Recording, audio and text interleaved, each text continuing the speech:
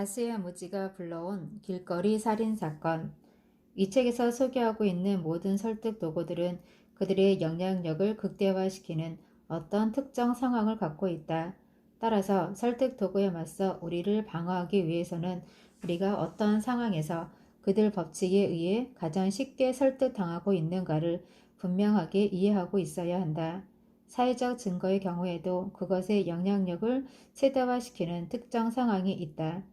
일반적으로 우리에게 주어진 상황이 애매모호하고 불확실성이 높아서 우리가 어떻게 행동하는 것이 올바른 것인지 쉽게 알 수 없을 때 우리는 다른 사람들의 행동을 보고 그대로 따라 행동하는, 즉 사회적 증거에 따라 행동하는 경향이 매우 높다고 한다. 앞서의 시카고 종교 집단의 예에서도 신도들이 거리에서 전도에 그토록 열심히 했던 것은 사회적 증거를 통해 흔들리는 신앙을 다시 한번 확신하기 위해서였다. 그러나 다른 사람들의 행동에 비추어 주어진 상황의 불확실성을 이해하려는 사람들의 경향은 매우 중요한 한 가지 사실을 간과하고 있다. 그것은 다른 사람들 역시 우리처럼 사회적 증거를 찾고 있다는 점이다. 매우 애매모호한 상황에서 모든 사람들이 다른 사람들이 행동하는 대로 행동하려 하는 경향은 다수의 무지라는 매우 흥미있는 현상을 야기시킨다. 이 현상을 잘 이해하면 우리가 심심찮게 목격할 수 있는 수많은 공격꾼들이 길거리에서 고통에 신음하고 있는 사람에게 아무런 도움을 주지 않고 그저 구경만 하고 있는 이유를 깨달을 수 있을 것이다. 뉴욕시의 퀸스구에서 벌어진 처음에는 평범한 살인사건에 불과했던 한 사건은 그 사건을 목격한 구경꾼들의 무관심 때문에 전국적으로 큰 파문을 일으켰다. 제노베스라는 이름의 20대 후반의 처녀가 밤늦게 일을 마치고 집으로 돌아오다가 집 근처에서 개안에게 습격을 당하여 살해되었다. 사람이 죽었다는 사실이 결코 가볍게 취급될 사건은 아니지만 뉴욕처럼 거대하고 번잡한 대도시에서 그러한 종류의 사건은 뉴욕타임즈의 짤막한 기사거리에 불과하였다. 다음과 같은 우연이 없었다면 제노베스 사건도 충분히 그러한 일상성 속에 파묻혀 버릴 뻔하였다. 뉴욕타임즈의 편집국장인 노젠탈은 사건 발생 일주일 후 시의 경찰국장과 점심 식사를 같이 하였다. 노젠탈은 퀸스 지역에서 발생한 또 다른 살인사건에 대해 경찰국장에게 질문을 하였는데 경찰국장은 그가 제노베스 사건에 대해 질문하는 것으로 잘못 이해하고는 경찰 조사에 의해 밝혀진 어마어마한 사실을 털어놓았다. 경찰국장을 포함하여 그 사실을 전해 듣고서 어안이 벙벙하지 않은 사람은 아무도 없었다. 제노베스는 갑작스럽게 소리도 없이 살해당한 것이 아니라고 경찰국장은 말문을 열었다. 그녀는 오랜 시간 고통을 당하면서 수많은 목격자 앞에서 서서히 숨을 거두었다는 것이다. 습격자는 무려 35분 동안이나 대로에서 그녀를 쫓아다니면서 3번씩이나 그녀를 칼로 찔러 살해하였다. 더군다나 그녀가 습격당하고 있는 동안 38명이나 되는 그녀의 이웃들은 아파트 창을 통하여 그녀가 죽어가는 모습을 바라보면서도 그 어느 누구도 경찰에 연락하지 않았다. 필리처 상을 수상하기도 했던 로젠탈은 이 경찰국장의 이야기가 특종감이라는 사실을 직감하여 점심 식사를 마치고 회사로 돌아오자마자 38명의 구경꾼들에 대해 철저히 조사하라고 지시하였다. 그 후 일주일이 채 되지 않아 뉴욕타임즈는 일면 톱기사로 그 사건의 전모를 파헤치는 기사를 게재하였는데 그로 인하여 전국이 온통 아수라장이 되고 말았다. 그 기사의 첫머리는 다음과 같이 시작하고 있다.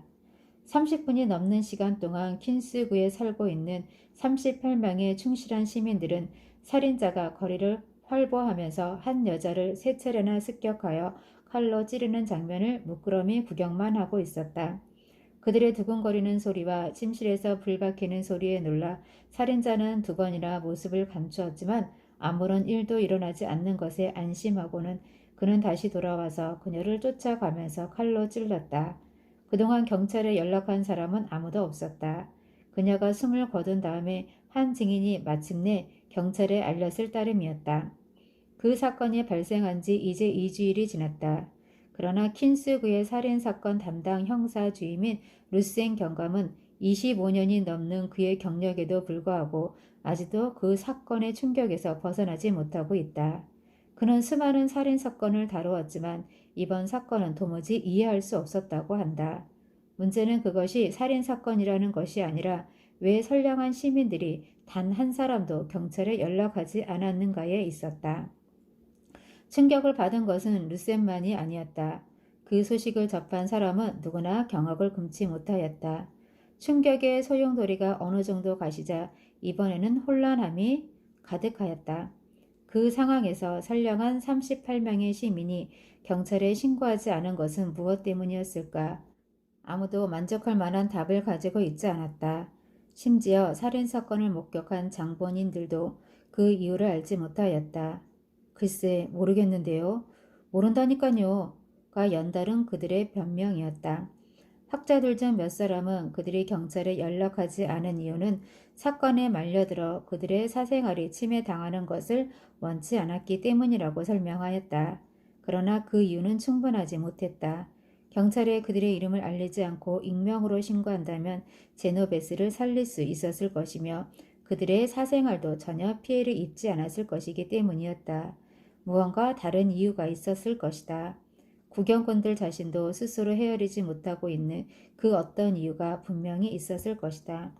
그러나 이해할 수 없다는 것만으로는 좋은 기사를 만들 수 없었다. 그리하여 신문을 비롯한 여러 대중매체들은 그 당시 구경꾼들의 행동을 설명하는 다음과 같은 유일한 이론으로 무장하기 시작하였다. 그 이론은 구경꾼들이 우리도 크게 다를 바가 없지만 살인사건에 개입되는 것을 꺼려하여 그 사건에 무관심했다는 것이었다. 우리는 이제 너무 자기중심적이고 매정한 사회에 살고 있다. 현대인의 삶, 특히 도시인의 메마른 삶이 우리를 이토록 척박하게 만들었다. 우리 사회는 다른 사람의 공경에 대하여 전혀 무관심하고 매정하게 대하는 인정이 메마른 사회가 되고 말았다. 등등의 내용이 구경꾼들의 이해할 수 없는 행동을 설명하고 있었다. 이 해석에 발맞춰서 신문사들도 앞다투어서 현대 사회의 무관심함에 대한 다양한 기사를 게재하였다. 신문사의 농객들도 가로 열고 그들은 대중 앞에서 어떠한 문제에 대해서도 절대로 혼란스러워하는 모습을 드러내지 않는 종류의 사람들이다. 가로 닫고 제노베스의 사건을 매우 중요한 사회적 의미를 갖고 있는 사건으로 취급하였다. 혹자는 대중의 무관심을 TV 폭력의 탓으로 돌리고 있었으나 대다수의 사람들은 도시 생활의 인간성 파괴와 이웃으로부터의 소외를 무관심의 주요 원인으로 간주하였다. 그 사건을 대중에게 최초로 알렸으며 나중에 그 사건에 대한 책까지 집필하였던 노젠탈까지도 도시 생활이 초래한 대중의 무관심 이론에 입각하여 그 사건을 해석하였다. 제노베스가 습격당하고 있었을 때 38명의 구경꾼들이 왜 경찰에 신고하지 않았는가에 대해 정확하게 설명할 수 있는 사람은 아무도 없다. 심지어 그들 자신조차도 그 이유를 이해하지 못하고 있기 때문이다.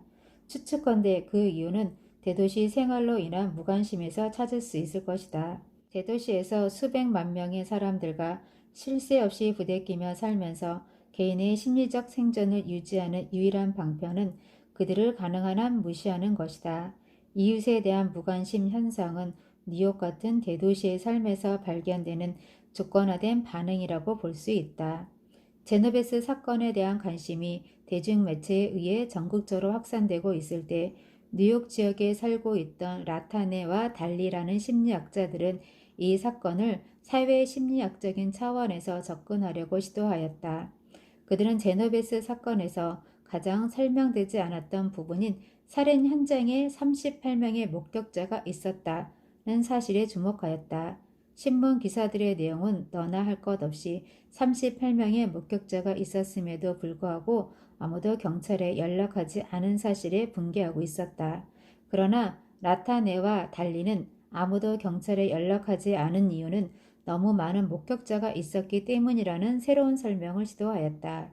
심리학자들에 의하면 적어도 두 가지 이유 때문에 다수의 구경꾼들은 위기에 처한 사람에게 도움을 주지 않는다고 한다.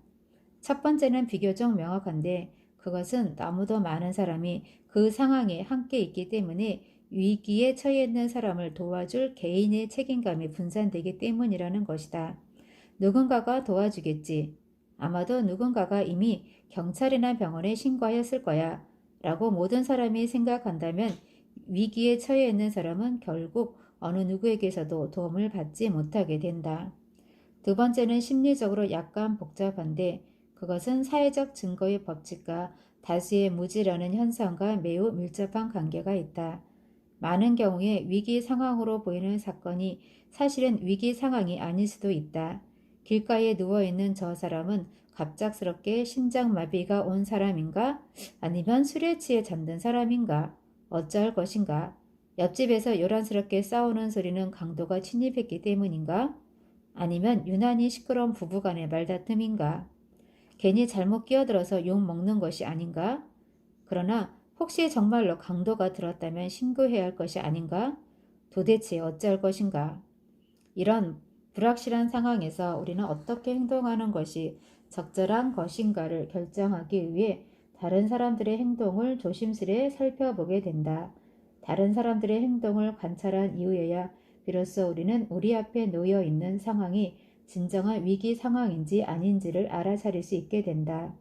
그러나 우리가 깨닫지 못하고 있는 사실은 다른 사람들도 우리처럼 사회적 증거를 찾고 있다는 점이다.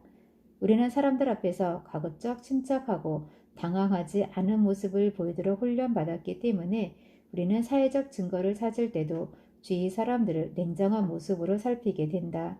모두가 이러한 모습을 보이고 있다면 비록 우리가 내부적으로는 당황하여 어쩔 줄 몰라 하고 있어도 최소한 외부적으로는 모두가 침착하게 위기 상황을 바라만 보고 있는 모습을 발견하게 된다. 그 결과 사회적 증거 법칙에 따라서 그 상황은 위기 상황이 아닌 것으로 규명될 것이다. 그리하여 다수의 무지라는 현상이 또 한 번 발생하게 된다.